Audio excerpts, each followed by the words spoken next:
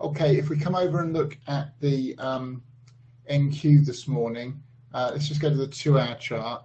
So this is the top of the one. Now that move down there I'm counting as the A wave. It did hit the 618, so it's possible that we've got a 1 up, and all we're going to do is get a move down into this support region, and that does kind of look pretty likely to me in the Nasdaq.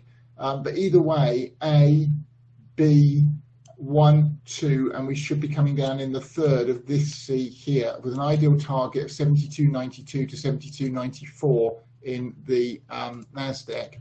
But if I come over and look at the 3-minute chart, we're off the top. We're already quite extended here. This target 73.70 on this move, and then a pullback. So again, not clear.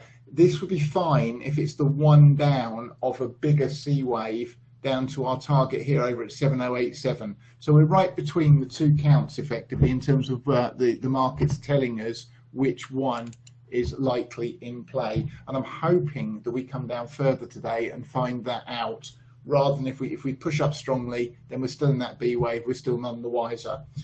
Coming over and looking at the Dow Jones this morning, excuse me, wrong chart. Again, more simple in the Dow. I'm pretty sure that's the one. We're about to take this low out here, which is at 25,087. Should then simply head down here, 24,810, with the possibility we extend to 24,614. And I think actually if we're going to get the 2777 in the ES, then it's likely in the Dow we will come down to that 24,614 next.